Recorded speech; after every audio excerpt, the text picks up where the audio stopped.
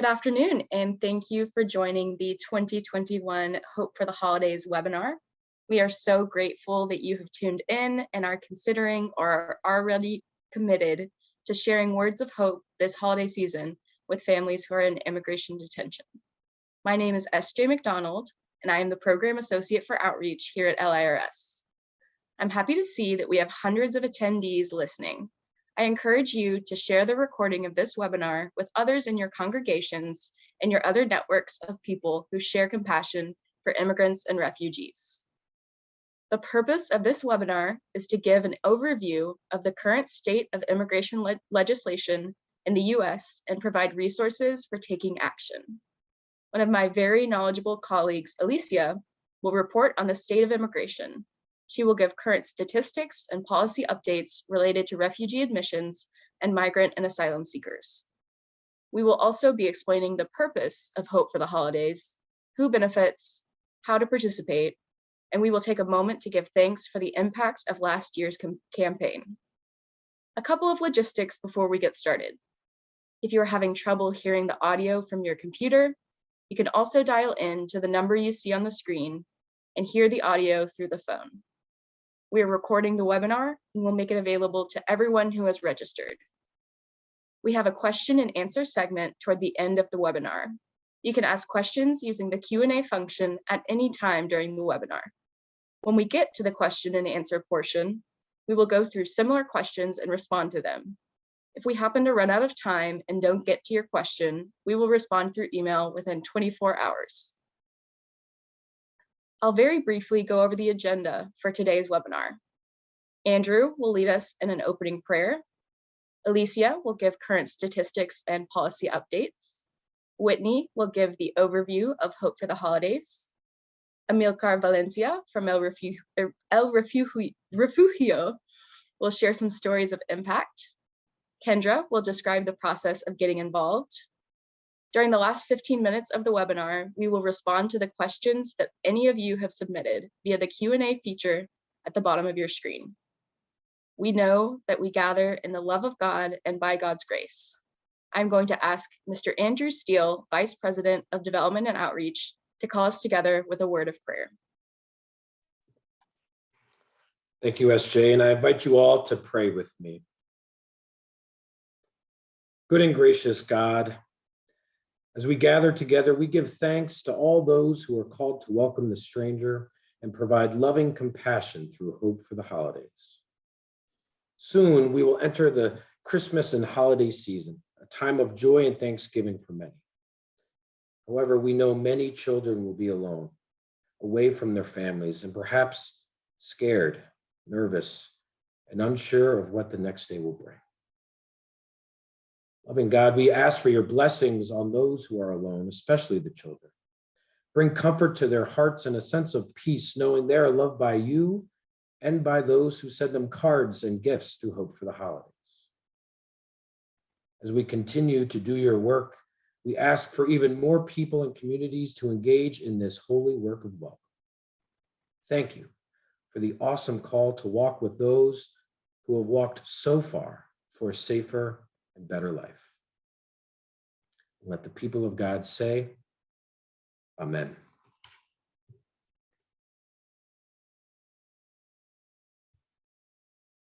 Thank you, Andrew. The landscape of immigration has shifted in the past few years, and even more so recently. I'd like to introduce Alicia Vasquez-Prede, Senior Program Officer for Asylum Services, to share with us updates on the current state of immigration and why the work we do is so crucial. Alicia? Thank you, Kendra, and thank you all for joining us today. So I'm going to give a short overview of what's been happening both at the southern border and the landscape in regards to detention, immigration detention. What we encourage more than anything here and what we advocate for with LIRS is a humane welcome, a dignified welcome for all people who are newcomers and who are fleeing persecution. But what we've seen over the last year is that the administration, both the Trump administration and the Biden administration, has not been very friendly to people who are arriving at the southern border who are seeking persecution. And the main policy that I'm going to talk about today is called Title 42, which is a somewhat obscure public health order that the Trump administration invoked in March 2020, which gave the administration the power to expel people who tried to seek protection at the southern border. So this means that if someone came to seek asylum, which is their legal right and which is codified in US law, instead of being welcomed into the country, they would be expelled back into Mexico. And this policy has been maintained throughout the Biden administration. And this is problematic for several reasons. We know that, people who are seeking safety, they really just want to come here. Many already have family members who are in the United States. And when they're expelled at the border, what has been documented extensively is that they're put at increased risk of violence, of human trafficking, and other types of exploitation that they wouldn't necessarily be exposed to if they were allowed to enter the United States. And additionally, as I mentioned before, asylum is a legal right that people can apply for when they come into the United States. In doing so, whether they enter undocumented or with visas, is a right that is protected in the Immigration and Nationality Act. What we've also seen over the past year is a huge increase in the number of people who are seeking protection at the southern border, with over 1.4 million people who have been encountered by Customs and Border Patrol between October 2020 and August 2021. And that constituted a 325% increase in comparison to the same period in the year before. So we have families and children who are fleeing economic disaster, humanitarian disaster, and climate disaster. And rather than being met with welcome, they're being met with expulsion and oftentimes deportation. And I think the most salient images that many of us have seen over the last 2 weeks or the last month especially was the violence that was perpetrated against Haitian families who had convened under a bridge in Del Rio, Texas, that was perpetrated by CBP officers.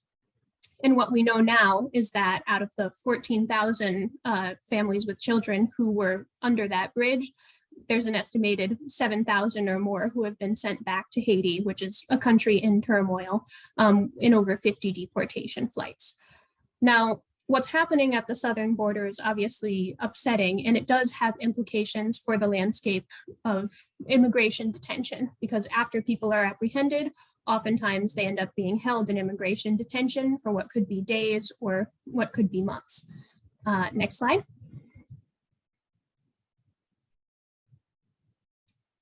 Right now in ICE immigration detention, or as of last week when I last checked the statistics, there are 21,890 people who are being held in immigration detention. And this number does include children and families. And out of those cases, there were 569 confirmed COVID cases. So when we think about what I just talked about, Title 42, the rationale behind it was that it was a public health order, that if we allowed immigrants to come into our country, then they would spread COVID. But as you can see, it's a contradiction, because by keeping people in detention, they're exposing all those people to COVID where they would probably be safer if they were outside of detention. Now, for those of you who have attended past Hope for the Holidays, you may notice that the number of people in detention is lower than it has been historically. At its peak in 2019, it was over 40,000 individuals who are being held. But what I'm going to talk about today, which isn't always talked about when we talk about detention, is alternative to detention programs, or ATD programs. And currently, the number of people who are being physically held in detention has decreased, but these alternative to detention programs, which are managed by ICE, have exploded. And there are 124,999 people who are being monitored.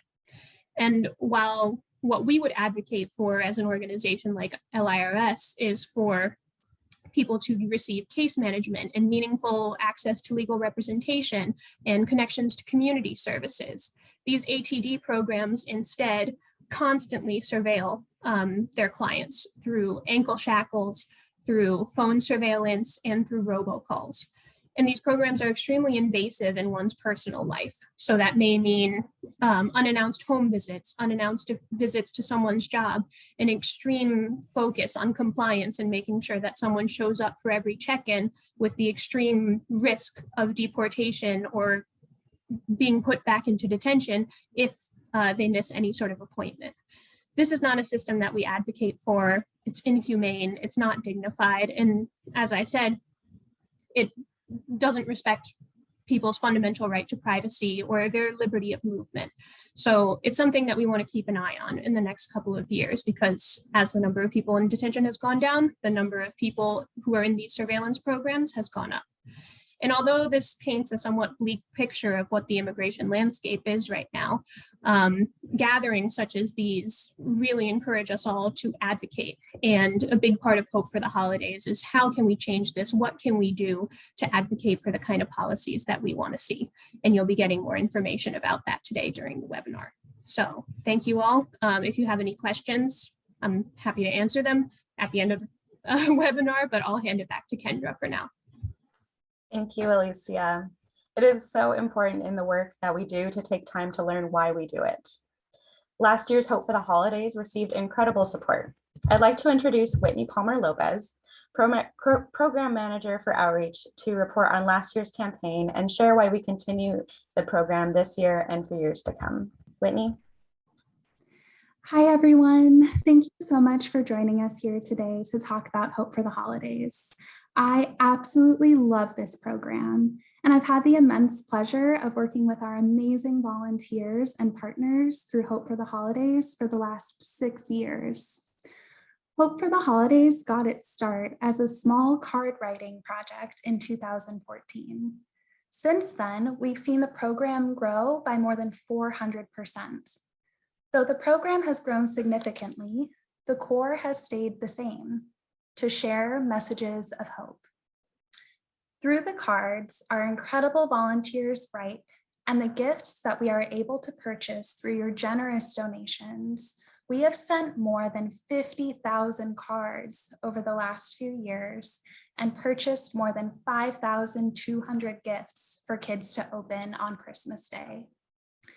In 2020, our world faced many challenges as we all experienced more isolation due to the COVID-19 pandemic. Our friends in immigration detention are now going on more than 18 months without the important ministry of detention visitation. The cards you write and the gifts you help us give serve to remind them that though they are not able to be with their families this holiday season, they are still cared for and remembered. Last year, despite the many challenges we faced, we were able to serve thousands of immigrants. This year, we're hoping to serve even more. As our program has grown, we have been able to expand beyond the original family detention centers that are at the heart of our program. We continue to send cards and gifts to the family detention centers, and last year, we sent cards to an additional 44 organizations. This year, we are expanding even more. We are inviting all of our children and family service partners, which include our foster care partners, the family reunification programs, and unaccompanied refugee minors programs, to receive cards and gifts for their kiddos. This means we have the opportunity to quadruple the number of gifts that we send.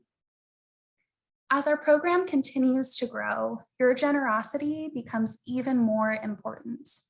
We are committed to making sure that every kiddo and friend in immigration detention receive a card and a gift, and we cannot do that without you.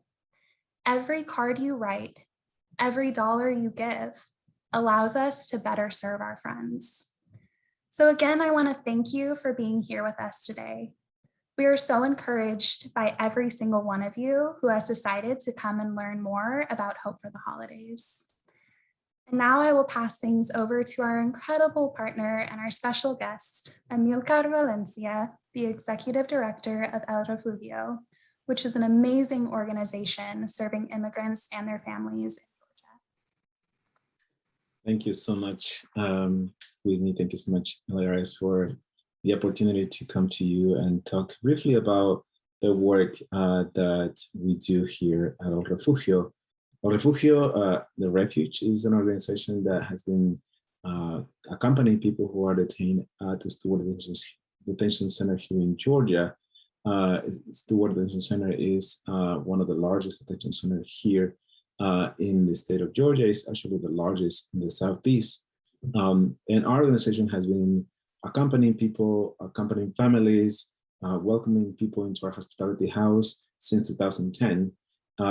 That, of course, has changed during COVID, but what has not changed is our desire to accompany people, to welcome people, to be present to those who are detained, those who have loved ones in the United States who struggle in many, many ways, financially, emotionally, and our job is to be present and to be with them in during these circumstances, in this situation in their lives. So our work is centered in visiting people at the detention center. We welcome families who visit their loved ones at the detention center. We have a hospitality house. We educate people about immigration detention issues. And we bring people to the facility so they can speak directly with those who are incarcerated by immigration. And finally, advocating for a just system that doesn't rely on detention.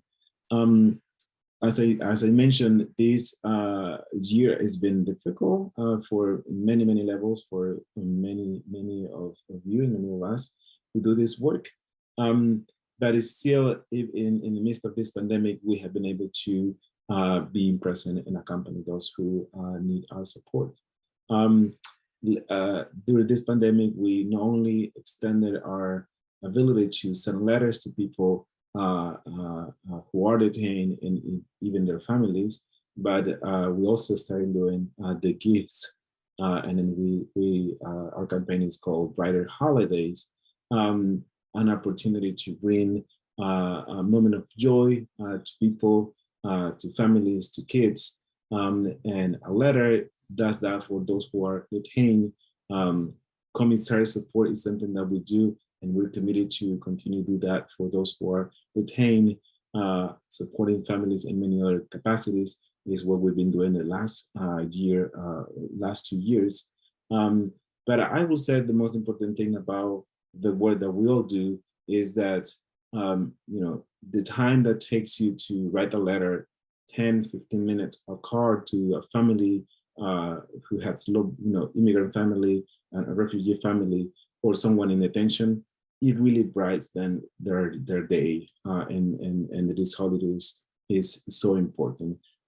We had so many stories because we do this, of course, during the holiday, but we also have a letter writing program where we send letters to people often who are detained.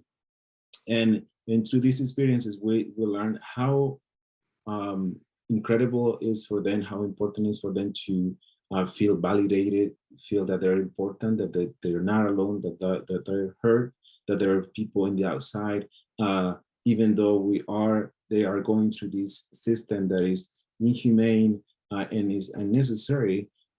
It is so important for them to also hear that there is people in the outside, people who cares, people who are there to support them, and a letter can do that, making sure that they feel welcome and loved through the letters and through the gifts that their families also received.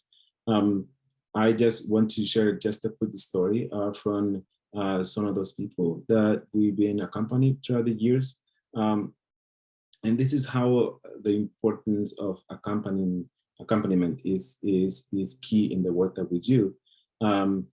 We met sometimes a lot of people who even they don't have the chance to stay in the United States. Maybe they are deported, unfortunately, or those who do have the opportunity to stay here. And then when they hear of Refugio through social media, and they connect with us in that way, they send us pictures of their letters that they received. And one person who unfortunately was deported shared with us just a picture of all the letters he received from our volunteers. And it was just wonderful. He had a big smile in his face and said in the letter, you guys gave me hope when I was detained. And I think that's what a letter can do, that what a gift can do, is allowing people to, one, feel important, feel that somebody is there for you, and then feel that you, even in the midst of the pain, the suffering, and the abuse that some of them go through in detention, or the experiences that they live through detention, there is still hope, there is still light, and then they can still feel joy in many, many ways. So just wanted to encourage everyone who are participating in this event, because it's really important for those who are detained to feel validated and feel that they are being heard and that people cares about them. Thank you. Thank you so much. I hope this has been able to give a clearer picture of the current realities for migrants, of the need for this effort of sharing words of hope, and of the powerful difference it really makes. Before opening up for questions, I will take us through the nuts and bolts of participating in Hope for the Holidays this year. A quick introduction. My name is Kendra Hernandez, and I serve as coordinator for development and outreach. In everything we do here at LIRS, we like to be able to offer tangible ways for folks to get involved in one way or another. To accomplish this, we follow the ADAPT model in many programs, as well as Hope for the Holidays. ADAPT is an acronym. It stands for A for act, D for donate, A for advocate, P for pray, and T for teach. ADAPT is one of those special models that we have worked into all of the things that we do here at LIRS, and each of these steps can be found in the Hope for the Holidays toolkit, which can be downloaded at lirs.org/hope. Today, I'll be diving into each of these letters and what they all entail, but also invite you to share these actions with your communities by downloading the toolkit and sharing with your groups. First, ACT. Each year through Hope for the Holidays, we invite communities to write, draw, or decorate holiday cards to be sent to our neighbors affected by the immigration detention system. Who doesn't love receiving a holiday card filled with love and joy and hope? By sending cards to our immigrant neighbors in detention centers, we are able to share a bit of the joy that we experience around the holidays with those who need it most. The great part about this step is it is tangible for all generations. Cards can also be sent in English, Spanish, French, or any other language you might be fluent in. We do ask that cards are not sent in envelopes. The detention centers are unable to accept cards in envelopes, so we ask that you compile them in either a cardboard box or a large manila envelope. This year, we're partnering with 3 communities across the country, which we're going to refer to as our partner hubs. And they'll be receiving your cards and making sure that they are sent on to our affiliates. Our partner hubs are located in California, Illinois, and Maryland. Once you are ready to send your cards, we invite you to visit lirs.org/sendhope to fill out a short form and receive further information on where to send your cards based on your location. For instance, if you live on the West Coast, instead of sending your cards all the way to Maryland, you can send them to our partner hub in California. If you live in Oklahoma or Minnesota, you can send your cards to our partner hub in Illinois, and so on. Step-by-step instructions on how to do this, where to send them, and so much more can be found in that handy little toolkit I mentioned earlier, which can be found at lirs.org/hope. We move on to donate. Another part of this program is sending gifts to kiddos around the holiday season to brighten their day and put a smile on their face. In order to do this in a way that is most effective and efficient in our pandemic reality, we invite you to donate money towards these gifts so we can purchase that special teddy bear or that soccer ball or books in different languages. We are accepting donations now through the end of the year at lirs.org/givehope. Advocate. Advocacy is an essential part of our social action. We ask that you participate in Hope for the Holidays advocacy efforts on the website and learn more about how you can get involved in all the different situations that are quickly changing and shifting throughout the next couple of months. Pray. Though we might come from a variety of faith backgrounds, we invite you to lift up prayers for those who we serve. This year in the toolkit, you can find 2 interfaith prayers to share with your communities. And teach. Being able to learn from the stories of folks who have experienced immigration firsthand in one way or another is a gift in and of itself. We invite you to learn alongside us today and every day. Listen to the struggles and hardships of a family who was once assisted by LIRS. listen to their hope that was made possible because of folks like you who are able to support the work of LIRS that we do every single day. You can find stories like these in the toolkit that I mentioned that can be found at lirs.org/hope. As this program is seasonal, we ask that you send your cards in no later than December 3rd. We expect the US Postal Service to slow down in the coming months, as it did last year. So the sooner you can send it in your cards, the sooner we can get them into the hands of our immigrant neighbors and friends. Again, please visit Hope for the Holidays website at lirs.org/hope to download the toolkit, which contains instructions on how to send your cards, how to donate towards purchasing gifts for kiddos, and so much more. I'd now like to open the floor to any questions that we have.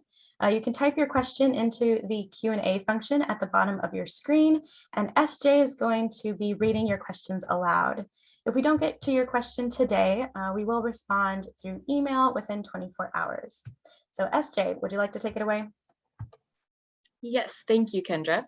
So our first question is, how do we know immigration will make sure cards reach the immigrants and that they'll allow the immigrants to receive them? Yeah, I can step in. That is a great question. So as we got to hear from Amilcar, we partner with amazing organizations across the United States. Last year, we were able to partner with 44 of them, and they have special relationships with the immigration detention centers.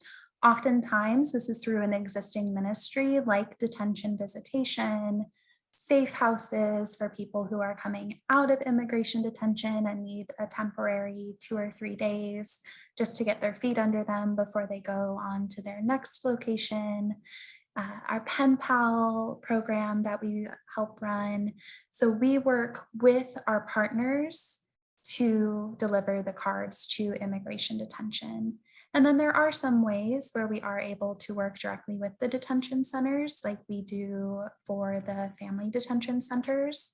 We have a very special relationship with the chaplains at the 2 family detention centers in Texas. And we are one of the only organizations that is able to access them in this special way. Thanks, Whitney. We have another question about making cards and personalizing them, or having pre-made cards, and maybe some more guidelines on holiday cards and where to find those. All right. Kendra, do you want to answer this one? Sure, I'll go ahead and step in on this one.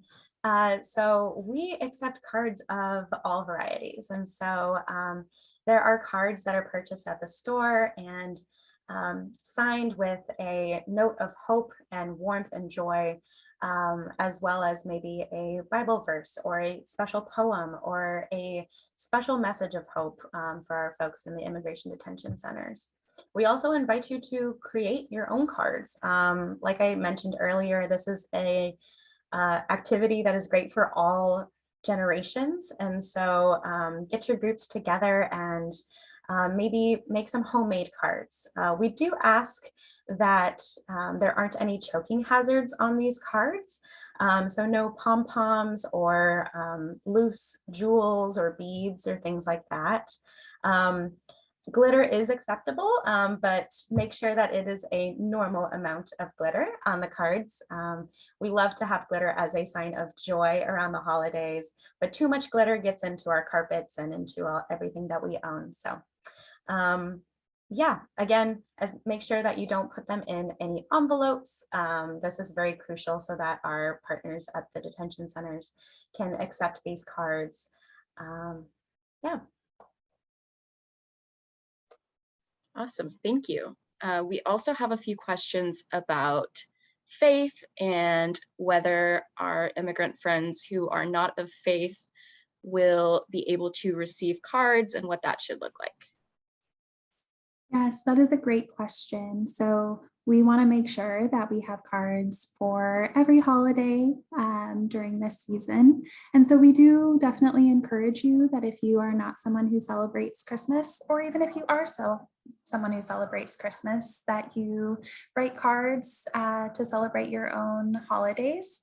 We do work with our partners and the detention facilities and our partner hubs now to make sure that each box that we send does have a variety of cards so that they can get to the right people.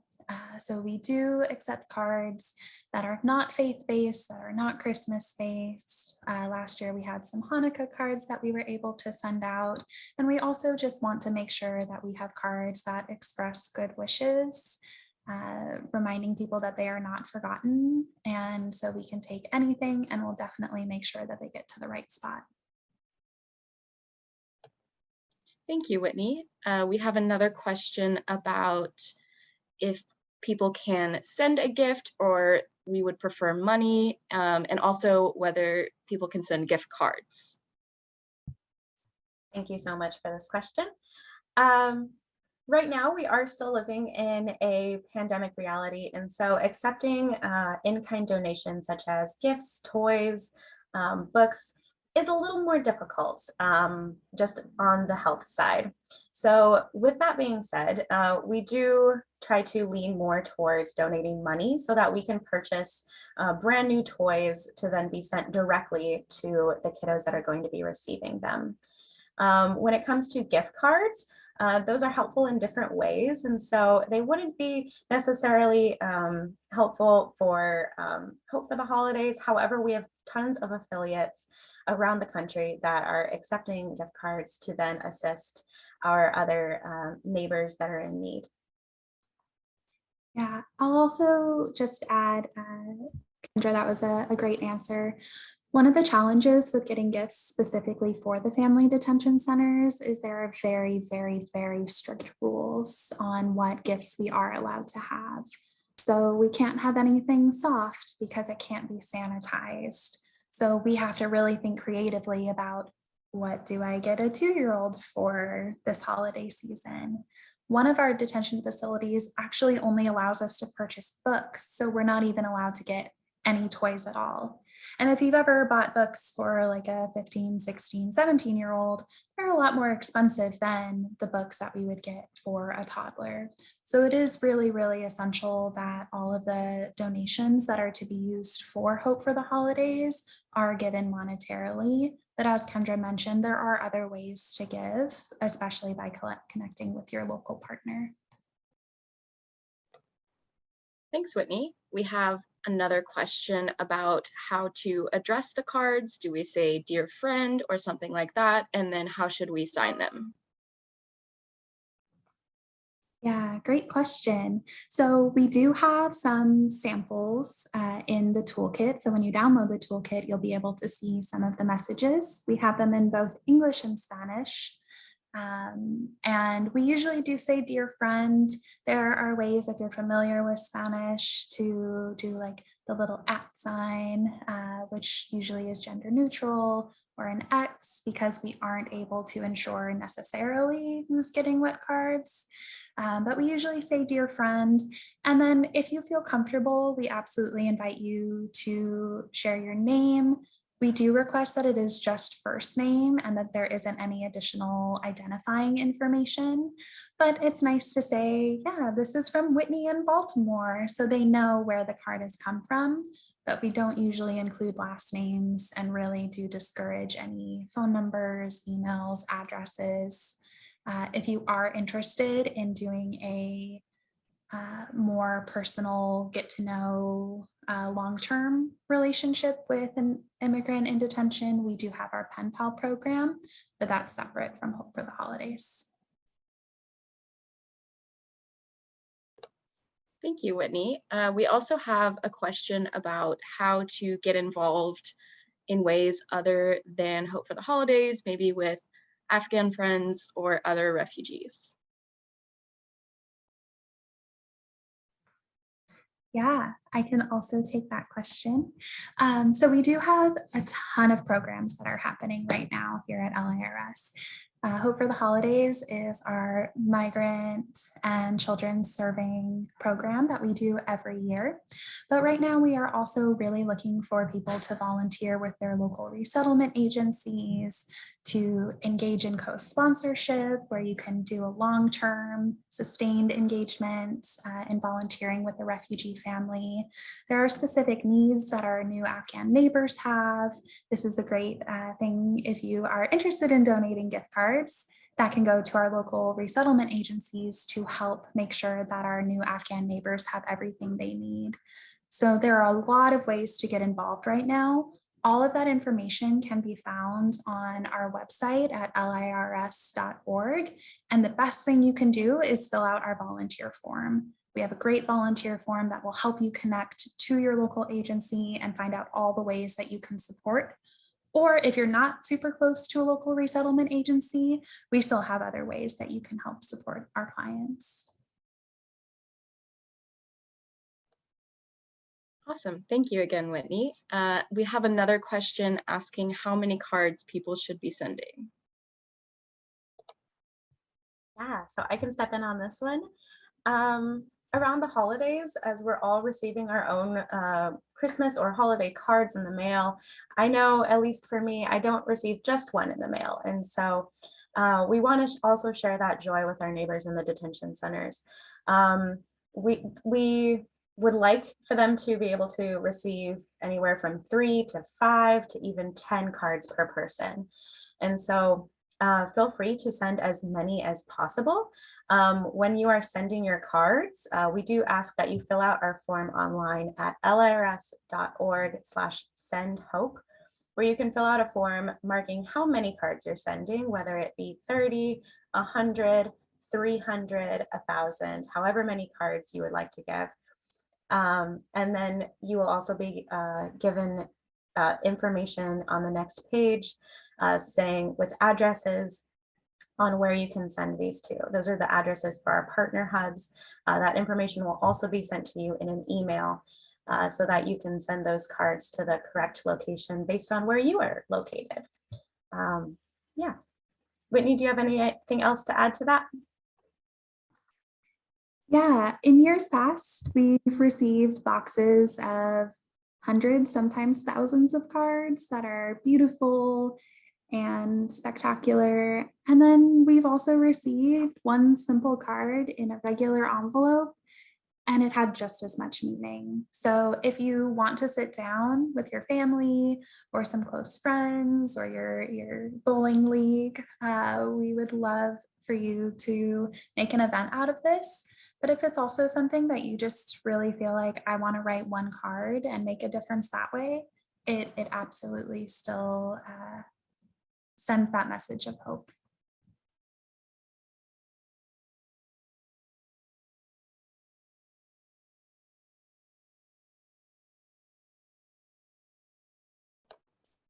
Thank you. We also have another question about ways to volunteer to help in Baltimore or in other areas. Yeah, so as Whitney mentioned earlier, we do have a volunteer contact form online. That is a all-inclusive form where you can fill out where you're located, in what ways you want to volunteer, and how you can get involved or want to get involved. And then from there, we'll be able to connect you with your local affiliate or partner organization so that we can get you volunteering and set up with an affiliate and partner organization.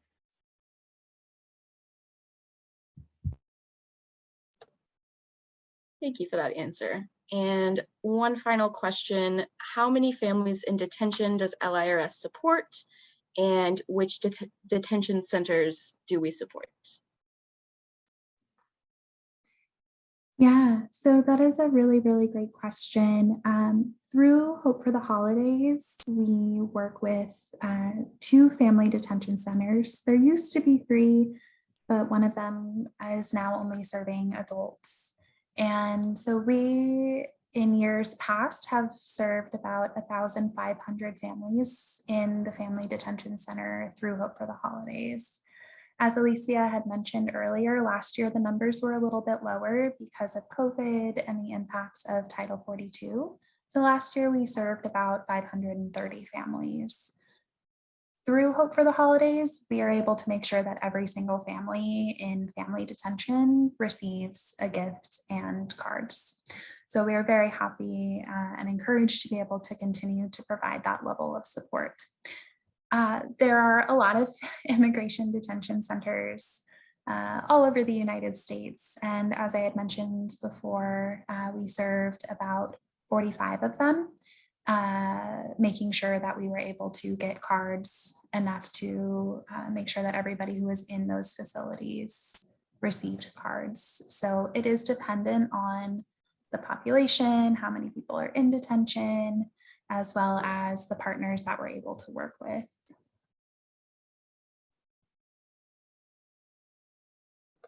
Thank you. I have a few questions myself. One of those is, what does it look like having a Hope for the Holidays party? What would that look like?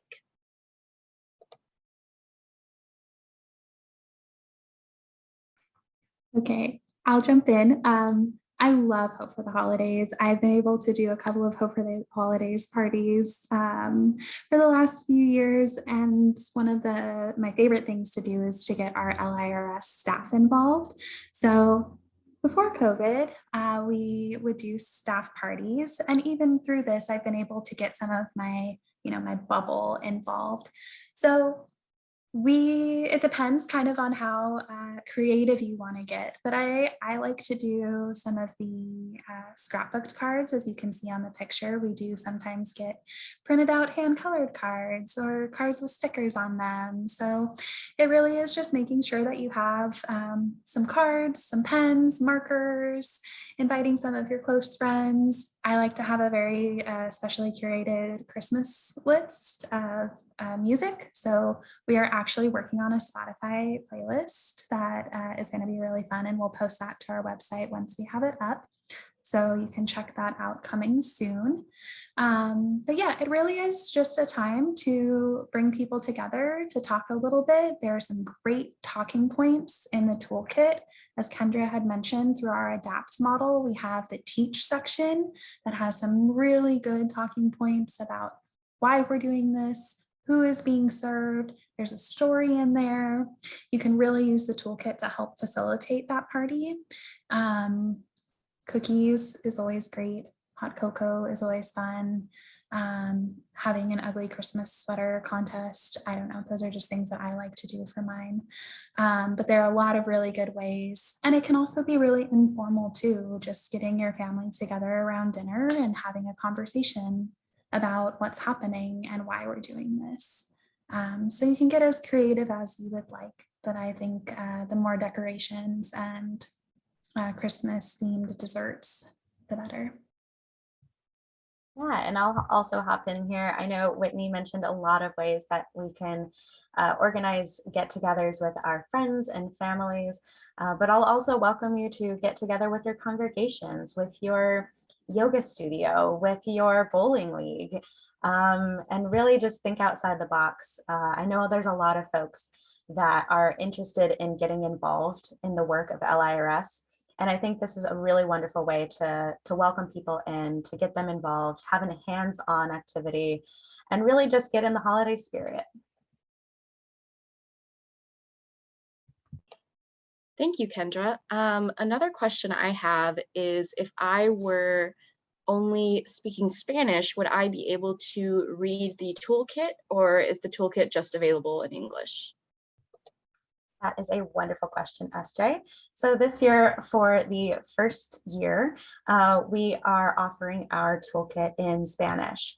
So on the website, which is lirs.org/hope, I hope you aren't tired of hearing me say that yet, because I'm not quite done. But on that website, you can download the toolkit in either English or Spanish. On the Spanish form, all of the information is in Spanish, and then you'll receive the download of the Spanish version of the toolkit. Yeah.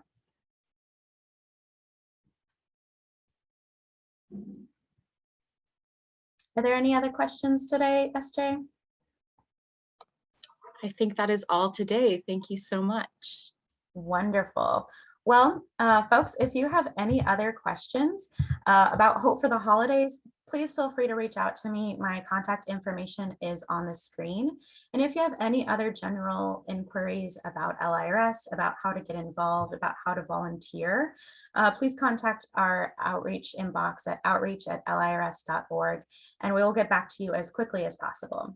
A recording of this webinar will be emailed to each of you, and it can also be referenced on our website. I would like to thank all of our panelists for participating in the webinar and sharing their knowledge and encouragement with us.